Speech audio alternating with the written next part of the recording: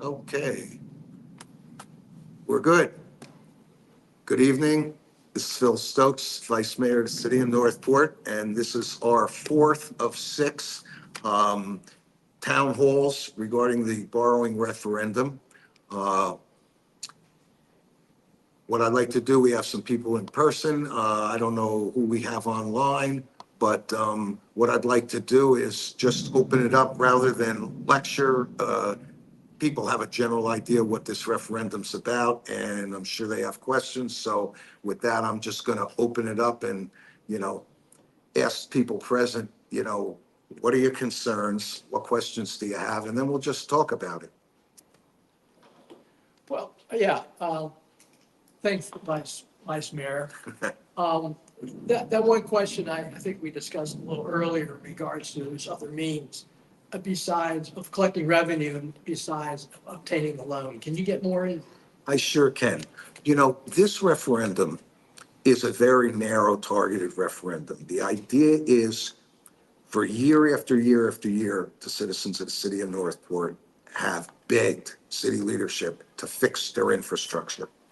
We have 42 water structures, 90 bridges. We have $1 billion in water and sewer expansion that has to take place in our city. We only have 2 potable water and 2 reclaimed water plants, and we're a city that's growing by leaps and bounds. We can't keep up with the need to address aging infrastructure. So basically, every year, the city of Northport, like any municipality, collects millions of dollars in tax revenues from property taxes, from user fees like utility fees, road and drainage fees, fire rescue fees. Those dollars flow into the city and help to pay for the operations of our city. This referendum does not allow the city to borrow money and pay for it from property taxes. State of Florida, legally, the law says any debt for which property taxes are going to be used to service that debt must go to a public referendum and be voted on by the citizens. But revenue bonding, the ability to earmark specific non-property tax revenues, can be done in 410 out of 411 municipalities in this state. Northport's the only city, the only municipality in the state of Florida that doesn't have any borrowing ability. So after Ian, when we had serious infrastructure issues, the state and federal government offered all kinds of low and no interest financings. City couldn't take advantage of it because in order to borrow, we would have to gone to a public referendum, which would have taken us the better part of a year. So I'm getting to your answer too. So if you can't use property tax, what's left for a municipality to use to help address their infrastructure needs, especially one like Northport that has 60, 65-year-old water structures and bridges? It's typically your fees that come in from utilities, your enterprise funds, and your district funds, fire rescue, public works, road and drainage. Those user fees go to operate those departments, but there's a percentage every year that's set aside for capital improvements. And a water structure costs $4 to $6 million. With our budget, what it is, our revenue budget, and our revenue stream for the, say, road and drainage district, they only have so much money to spend. At the pace we go, they can do 1 to 2 water structures a year. That's it. By the time we get through the 42 we have, we'll be starting all over again. So the idea of this referendum was to be able to utilize non-property tax revenues, district and enterprise funds that were already being spent to do capital projects, but to leverage them, to be able to use them to pay interest and principal, being able to make commitments to do a half a dozen or more projects over a period of years, and accelerate the process of restoration of infrastructure, lock in prices, and at the same time, spread the cost out over 30 years. That enables, as the city grows, for future citizens, future residential citizens, as well as business, to help pay for that. They're going to benefit from this infrastructure improvement. Why shouldn't they help bear the cost? And that was the whole idea behind this project. So, you know, we do have revenue streams. We project what our growth will be like over the next 5 years. And there will be increased revenues, but there's also increased costs to supply the basic services to those new citizens and businesses. So it will leave a proportionately greater amount for capital improvement, but not anywhere near enough. There's $1.8 billion in infrastructure needs over the next 20, 25 years in our city alone. In the United States, the US is over $2 trillion behind in infrastructure. So this is not unique to Northport. It is pervasive across the nation. And it's hard for elected officials living within a balanced budget every year to put the dollars necessary into infrastructure. It's easier to kick the can down the road. It's easier to address other issues.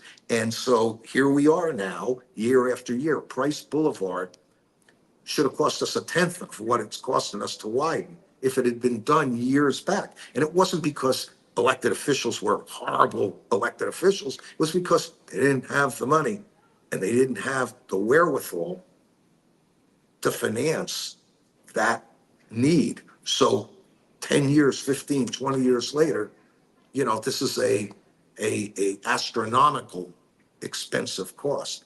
And if we're not careful, it will be the same way with many of the other projects we're trying to do.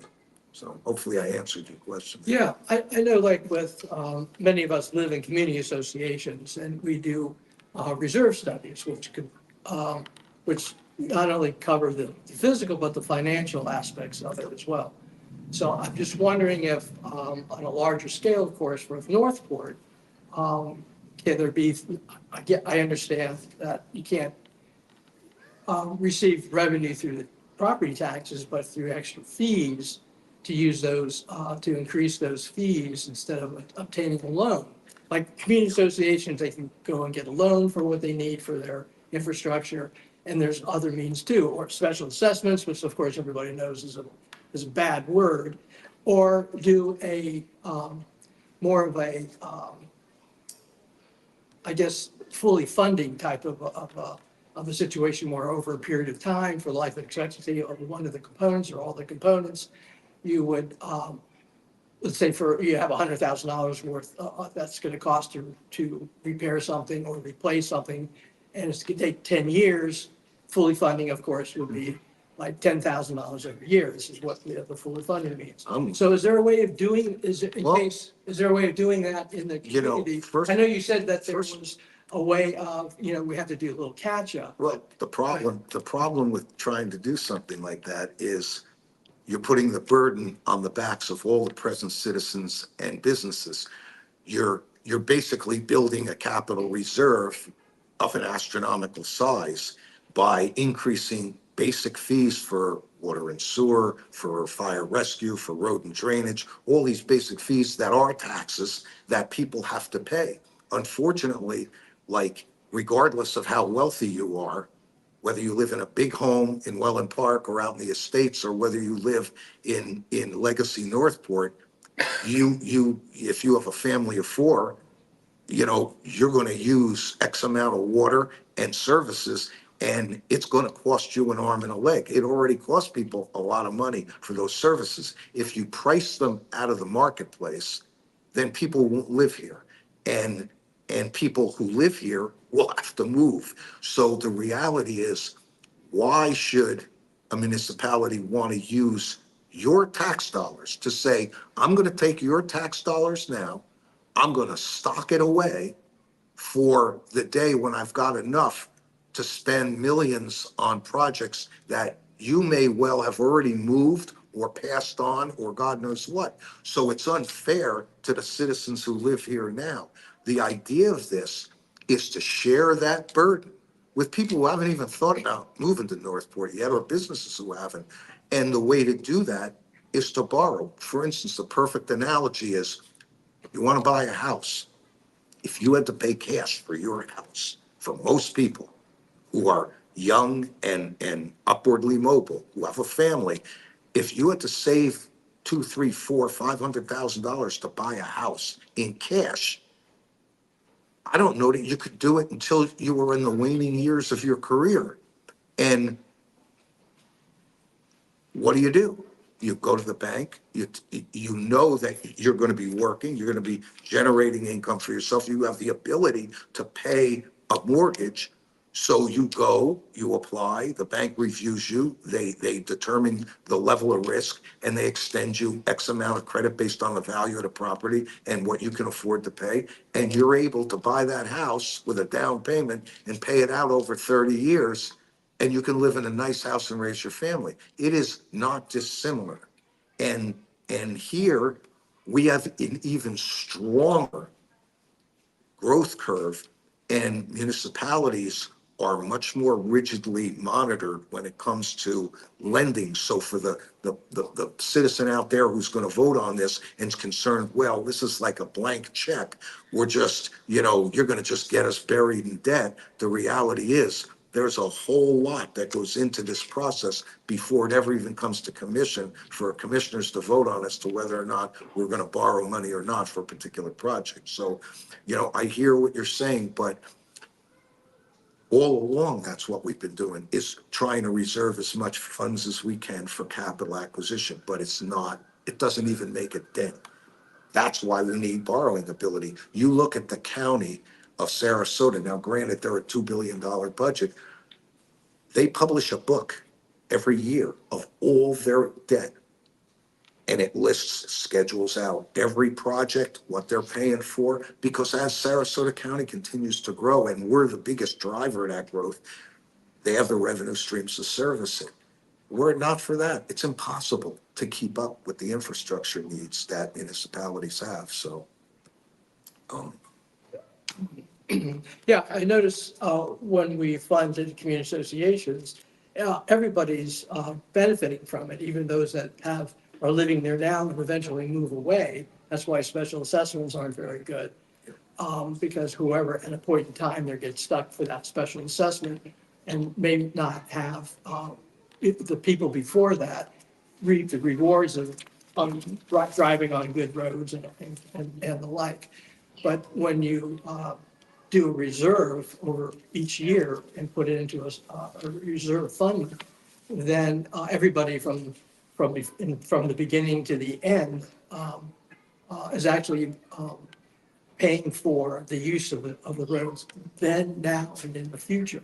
So I can see where the people living in the community here in Northport, if the use of the roads are being used now. The thing what I'm trying to get my head around is that the study, I know that you're looking at what's the life expectancy, but I don't see, was there a study done for the financial aspect of it in terms of what would it cost if it was incorporated into the fees that each of the homeowners of Northport had to pay?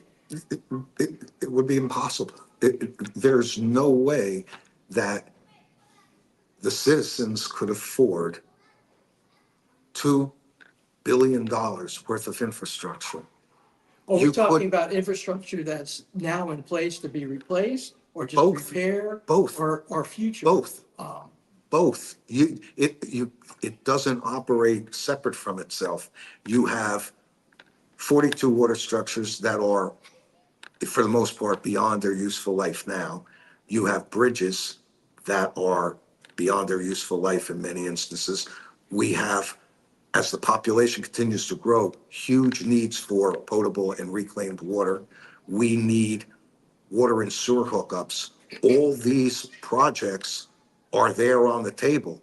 Every dollar that's available beyond the cost of running the departments within the city are steered towards those projects. You can't just say, well, we're not going to do anything for the next 10 years to get enough money together so we can address 1/10 of what our need is. Every year, we're having to address these. We have departments that check on our water structures every single day, that track it, monitor it, repair it.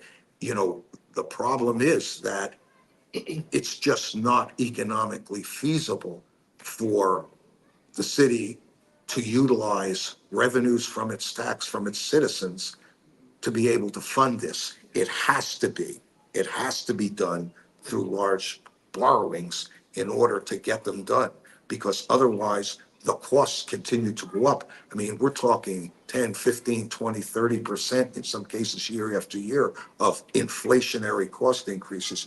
Price Boulevard is a perfect example. 10 times what it should cost to do it. I mean, it's going to cost $200 million to widen a road that's, I don't know how many miles, not all that much, from the other side of Toledo Blade all the way down to, maybe Biscayne.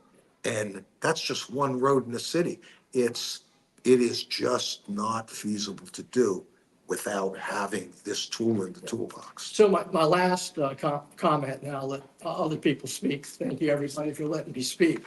Sure. Is that, yeah, you did mention about the inflation aspect of it, but that's always incorporated into funding for components, is the inflation aspect of it. The other thing too, the final thing I would like to mention is that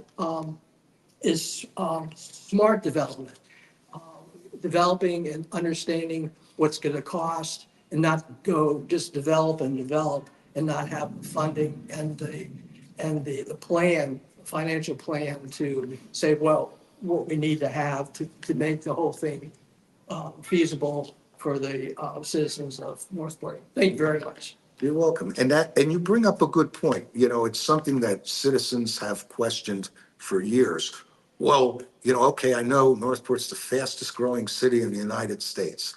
And Welland Park is nationally renowned and thousands of people are moving here. Like, why do we need all this development? We moved out of Port Charlotte to live out in Northport where it was quiet and undeveloped. And now look at this. We're a city of almost 100,000 people. We don't have the infrastructure to keep up. We don't have, all the wherewithal. It's costing a fortune. Why? We don't want this. Well, when you moved here, when I moved here, nobody told us we couldn't move here.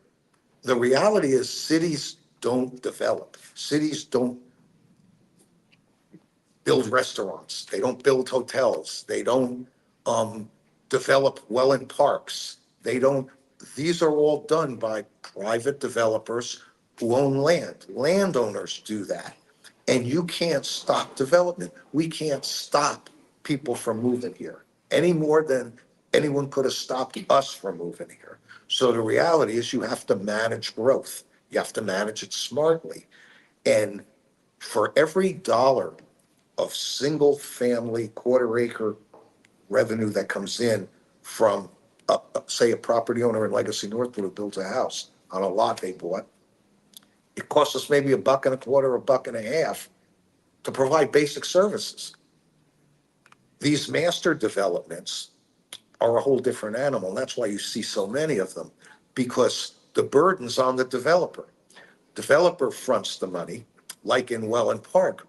All the infrastructure up north, developers just load that into the cost of your house. So, you don't maybe have a CDD like we do in Welland Park and some of the other communities here in Northport and around the state of Florida. But what happens is the developers come here, they buy the land, they invest hundreds of millions of dollars into infrastructure. They issue bonds to do it. Again, something the city can't do without public referendums right now. And then they build it into your CDDs, your district taxes. So over the next 30 years, citizens pay for it. And in addition, these developers are required to do all kinds of things like manage stormwater management. By law, they have to assure that when a development like Welland Park takes place, no more stormwater runoff or flow exceeds what was prior to development. So, these master plan developments go a long way towards helping municipalities grow without it falling on the backs of their legacy property owners. We, in these planned communities, we're paying for our own infrastructure in many cases, but we're also utilizing the services and the infrastructure of the city at large. We are part of a larger village, and so we contribute there. And there's where you get people who say, you know, I'm just taxed to death. I pay my dues in my HOA, I pay my CDDs, I'm paying city taxes, I'm paying county, I'm paying federal, I'm getting killed. Well, the reality is for every dollar of tax we pay, here in West Village's Improvement District, 25 cents goes to the city of Northport. 75 cents is going to the county and elsewhere, school board. And so, you know, the reality is that there's just only so much money to help do this stuff. And when we partner with developers to help grow our city, they pay for a lot of this upfront. And then over years, a good example, our safety building, our potable and reclaimed water plants here in Welland Park, they were paid for by the developer. They were donated to the city, and the city will pay them back over the years through impact fees. Whole lot better than, I mean, the city could have never done it on its own. Out east by Yorkshire, we have geography in the city of Northport that's larger than all of Welland Park, yet to be developed, the bulk of which hopefully will be commercial and industrial oriented, which will create some significant non-residential tax revenues. And that's the other problem that I haven't touched on. Our city has less than 10%, about 8 to 9% non-residential tax revenue. For a municipality to be sustainable, financially sustainable, its non-residential tax base needs to be in the 20 to 30% range. We're at 8.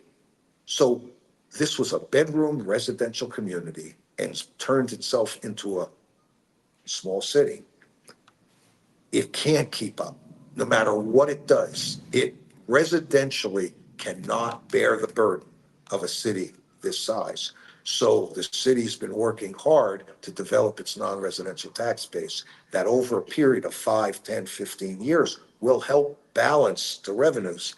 And when you spoke earlier of, you know, what kind of projections and what does the city do to plan, that's exactly what we do with all the Benderson development off of Toledo Blade, with Welland Park's non-residential tax revenues, with the innovation corridor off of Toledo Blade, with the 4 hospitals that are going to be here in the city, and all the, some which are for profit, some are not, but all the ancillary businesses that will grow up around it to not only pay taxes, but supply good paying jobs.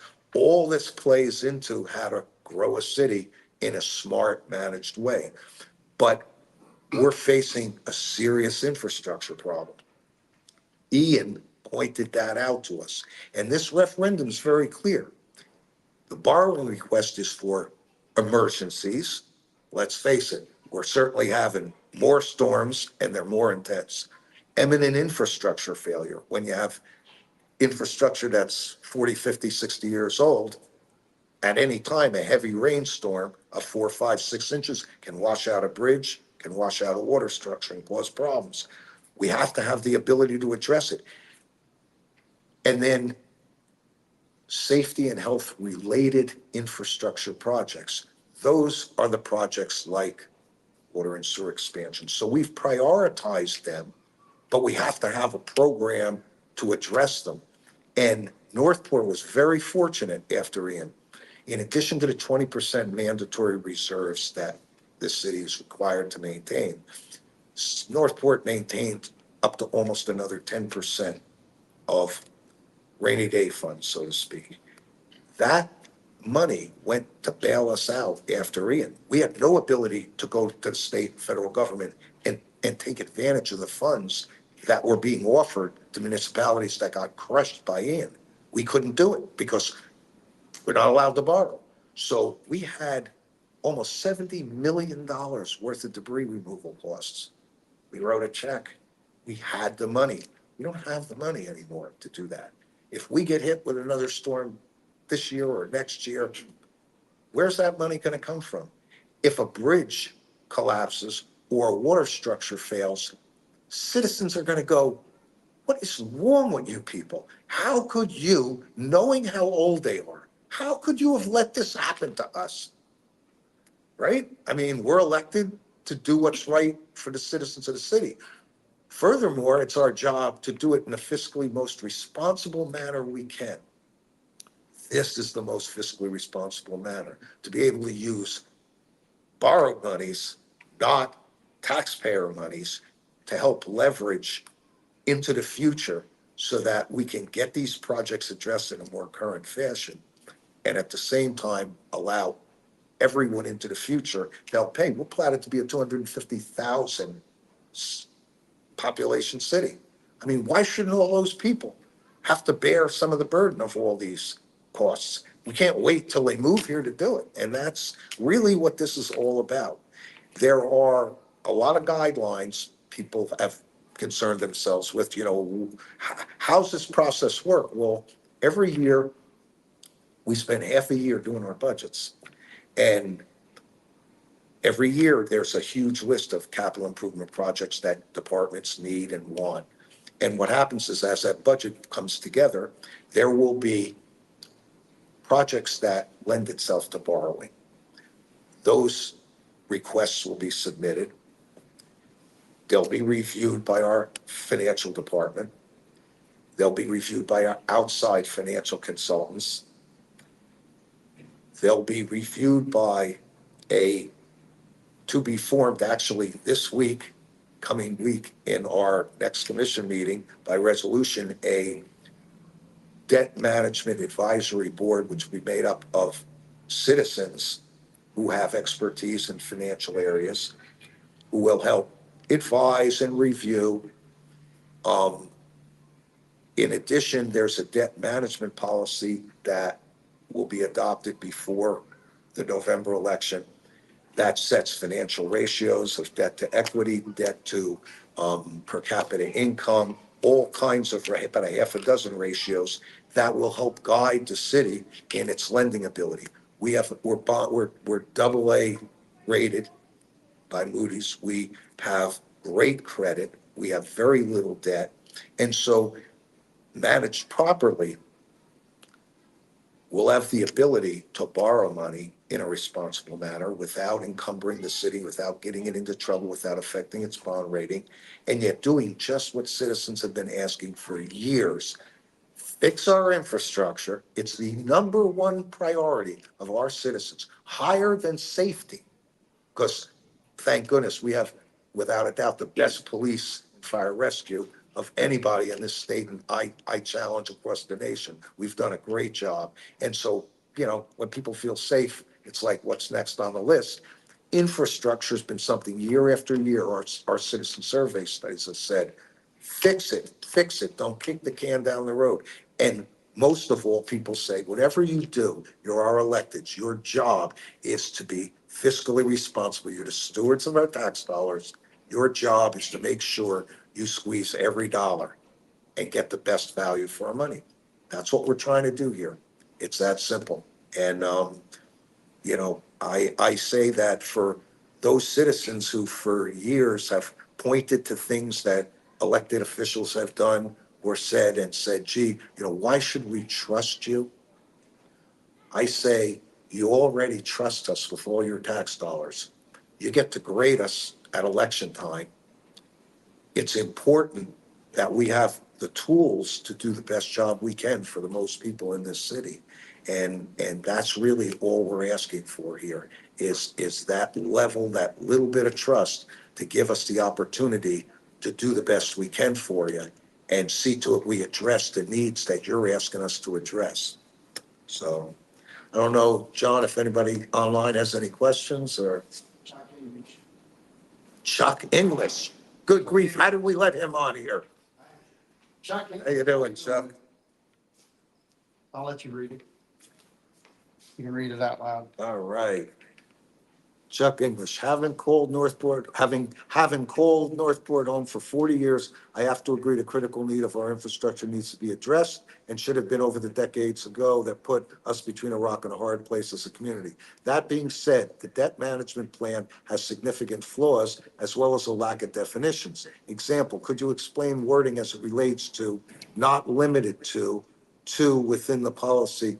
Also respect, I believe, commission shot themselves in the political foot as it, and I can't read the rest on here. Basically, Chuck, this week, I would suggest people, let's see, nah, it still ended there, but that's okay. You know, this week, we will be actually, the final draft of the debt management policy will be before us. Um, you know, you'll see plenty of dialogue regarding the language. I think there might be some suggestions and tweaks yet to come. Um, you know, it was crafted from a combination of debt management policies that the county of Sarasota and Charlotte County and Venice had put together and currently use. Um, I believe that it's pretty clear from a legal standpoint, but to the extent we find things that are not quite clear, again, you have to take the debt management policy in connection with the ordinance itself. And, you know, if there's areas that need clarification, they can be tweaked. The good thing about an ordinance or about a debt management policy is it's put together by resolution. It can be fixed, it can be improved.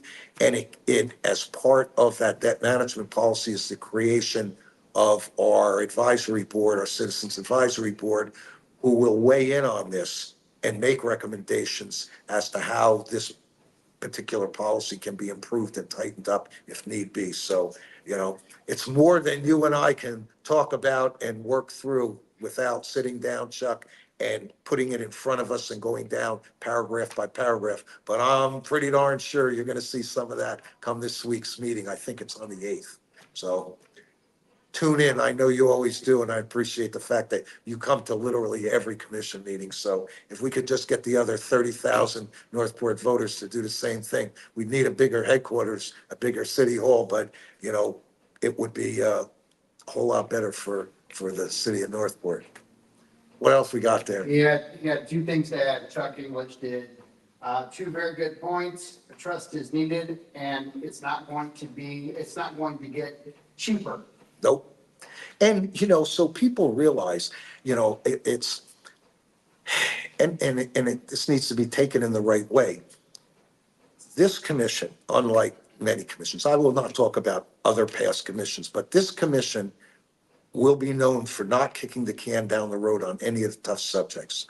It bites the bullet, it makes decisions, the best decisions we can for the most people. And if this referendum fails, which it possibly could, depending on how the citizens of the city feel. I mean, there's 30,000 roughly that vote. And I have to say, for 4 out of my 6 town halls, I wouldn't even say I got a significant percentage. We spend months and months doing our budgets. And if we're lucky, if a handful of people show up in City Hall to watch the process or participate in the process. So the reality is if this does not pass, rest assured, your city government is going to fix your infrastructure. And if need be, we will go out in a public referendum, if we have to, and ask the citizens to allow us to borrow money in a general referendum as a general obligation debt to fix infrastructure.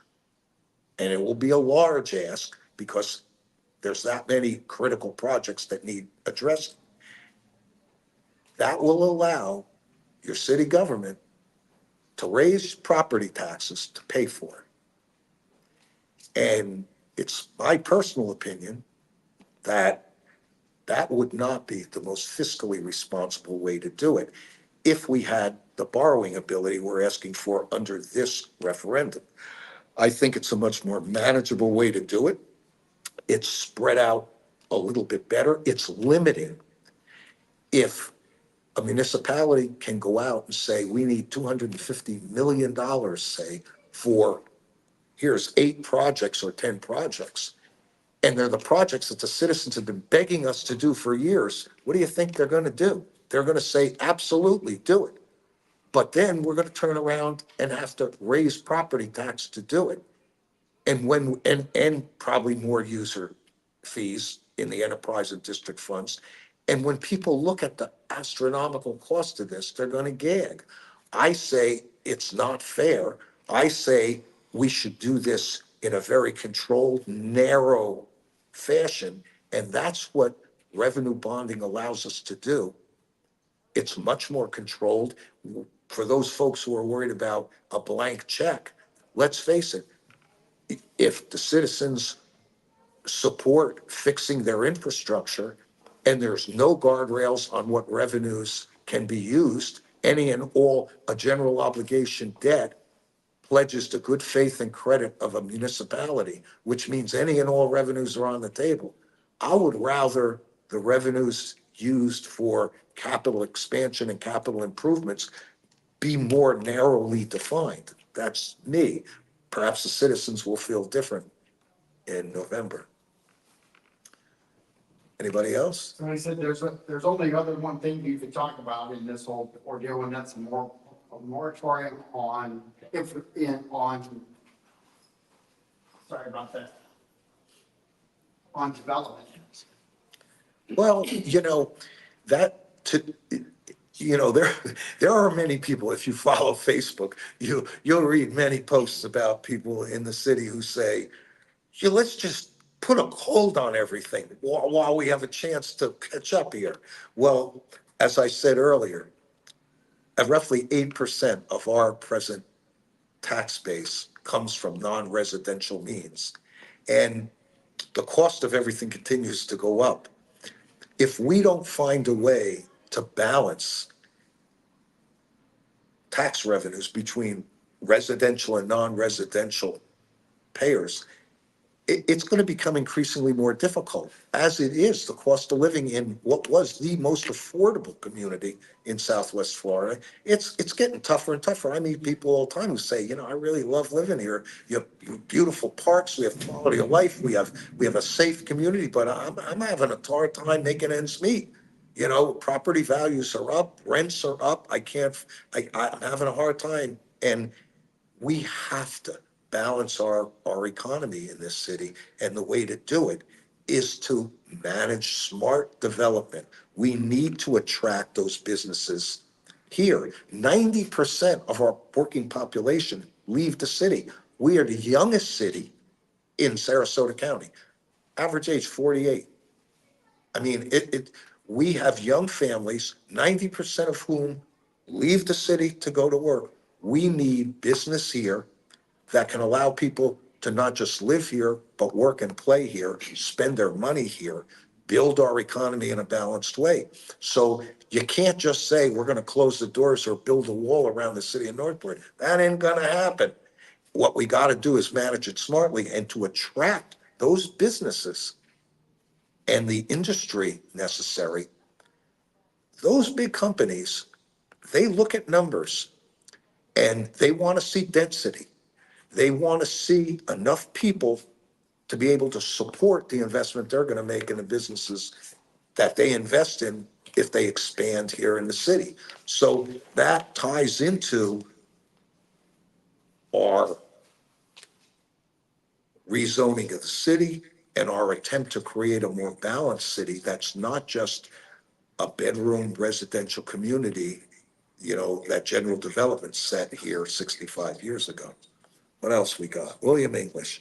There's another word that can be used out there in process if we cannot bring our infrastructure to a level of safety. Maybe it's time for a moratorium. Exactly. I mean,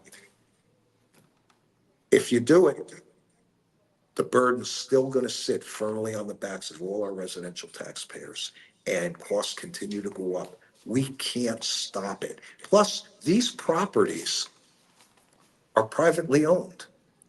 If a developer or a property owner comes to the city and says, look, I comply with your comp plan and your ULDC, I want to build on this corner. I want to build a hotel. I want to build a store. I want to build an office building. We can't stop them. People ask, well, why do we have so many, mini storages and car washes? Well, because the law says if it's zoned the way it is, whoever owns that property has rights. You as residential property owners, you have rights. So do commercial property owners. They have the rights to do what they want on their property as long as it complies with the law. And so you, not really as easy as people think to just say, let's turn the switch off on development. Again, it comes back to smart managed development. If you're careful how your comp plan and your ULDC are structured, if you're careful how you incentivize new businesses into your city, if you put a lot of the burden of new infrastructure to support those new businesses on the backs of those developers, and stormwater management issues and tree canopy issues and parking issues and roads, transportation connectivity issues. We defer as much of that to the developers who come and partner up with us in our city as we can. But if we try to pretend we can just be a residential bedroom community,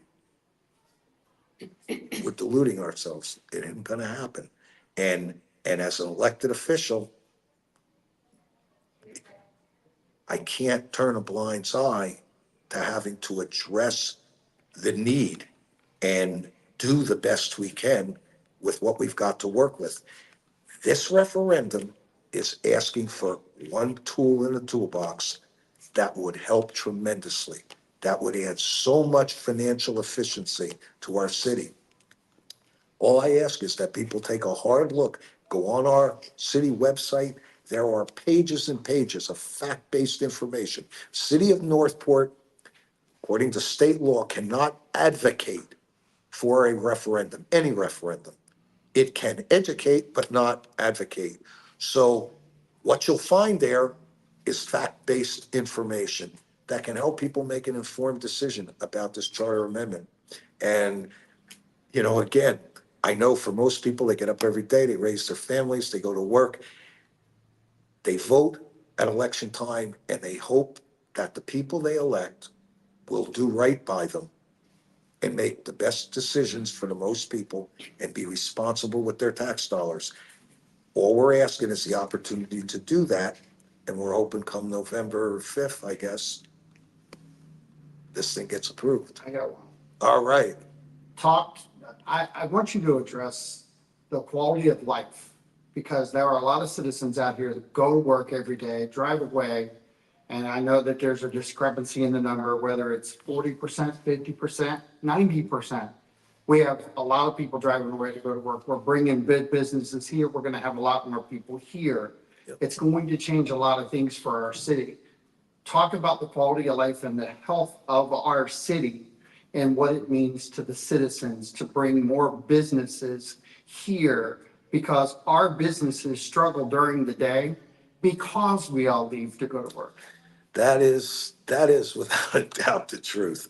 I mean, if every day when I get up and I go into downtown, I mean, through 41's backed up heading out of the city. And, whatever the percentage is, the vast majority of people leave. Northport was literally 65 years ago, which isn't that long ago. They didn't even want schools here. Northport was supposed to be a place where people could just go and retire and live away from everybody. And look at how the city's changed. You look at survey after survey, and we do that every year. We reach out to our citizens. What do you want? What do you like? What don't you like? They like their parks, 29 parks and rec areas. They like an extremely safe city, which we've provided. They want restaurants. They want entertainment places. They want all kinds of amenities, all of which come at a certain size, because their city can't simply build those things. That isn't what municipalities do. But what cities try to do is attract businesses to their city by making them friendly to business. But when push comes to shove, the Detweilers of the world, Trader Joe's of the world, the larger, more successful operations, they look at numbers and they make their decisions based on those numbers. And so when we increase densities in certain areas of our city, we try to create a more urbanized living environment where people can live, work, and play. It enhances the quality of life in our city. We're 104 square miles. We can do a little bit of everything and offer a little bit of everything to everybody. But it takes work. And, not to say it's been neglected for 65 years, but in the recent dozen or so years, the city's growth has just taken off so astronomically. I don't think, you know, it just leadership is like, holy mackerel, the trains, I gotta run to catch it. And that's what we've been doing. And we've made a lot of progress. There's a lot more businesses here. I think, we average somewhere between 50 and 75 businesses a quarter moving to Northport. It's phenomenal. Interestingly enough, a lot of them are home-based businesses. A lot of them are small businesses. It seems to be one of the waves of the future. People like to work for themselves. And yet we need to be able to encourage and create an environment where some of the larger businesses see Northport as a viable place with a labor base that we can train. Perfect examples, the hospitals. For years, we fought to get hospital here. Now we're going to have, HCA's, well on its way in Welland Park. There are two Sarasota Memorial Hospitals going to be built at the corner of West Villages Boulevard and 41 in Welland Park, and at Sumter and 75. There's a behavioral hospital out off Toledo Blade. These places will create tremendous job opportunity because there will be tens of dozens, if not hundreds of businesses that will see Northport as viable. They can play off those hospitals. You only need to look at some of the other areas around Southwest Florida to see those opportunities. And that's what will happen here over the years. It will create more jobs. It'll create better jobs. And our partnerships with Sarasota County Board of Education and our folks over here at Suncoast Technical School, they've devoted resources already to retool our labor force. And all that will go to improving the quality of life in the city of Northport. Will we ever be the quiet little sleepy bedroom community in Northport that general development envisioned? We will not. It would be a lie to tell you it will. But can we be a unique, dynamic city? It's not enough to be the second fastest growing city in the United States. We need to be one of the best cities in the United States to live in. And we can do that if we do it smartly and thoughtfully and consider it all aspects and all parameters. As we grow, we need to protect our environment.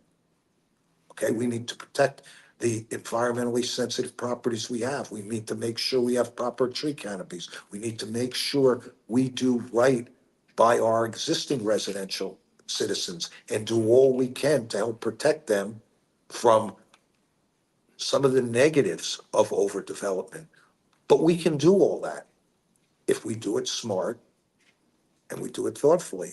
And I'm here to tell you, please take the time to learn all you can about this before you vote, because this is one of the best things, one of the best tools in the toolbox that will help your leadership, this current commission and future commissions, to do right by you, utilize your dollars in the most efficient way, and finally address what's your most pressing need, which is get our infrastructure squared away so we can keep pace with our development.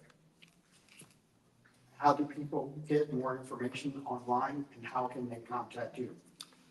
If you're looking for more information, as I said, go to the Northport website. Soon as you click on it, there's a big yellow banner across the top that says, Northport referendum. Click on that, and there's literally pages of fact-based information. I have two more town halls, one on Saturday, October 12th from 2 to 3 p.m. at Shannon Staub, and one on the 26th of October from 11 a.m. to noon. I will be personally at the Biscayne voting booths during early voting from early morning till they shut down, there to answer questions about this referendum. I can be reached at pstokes@northportfl.gov. That's my city email address. If people have questions, I will meet with you over coffee. I will encourage you to come to one of the next two Saturday town halls, because I know people work all day and it's hard for people to get out. They got obligations at home. Those Saturday, meetings, hopefully, will be well attended. Find time to tune in to the city commission meetings, especially this one coming up on the 8th. They're all recorded, they're all on YouTube. You can watch them after the fact at your leisure. Learn as much as you can. I know it's hard. Throughout my career, I spent very little time, if any, paying attention to what went on in my town, in my city. So I appreciate how hard it is to do that and how it's not really on everyone's radar screen. But it behooves you to learn a little bit about this, so when you go to that voting booth, you make a smart, informed decision. And hopefully we can get this passed and start addressing, the infrastructure issues that are long overdue. Thanks and have a good night. Thank you very much, everybody. Stay safe out there.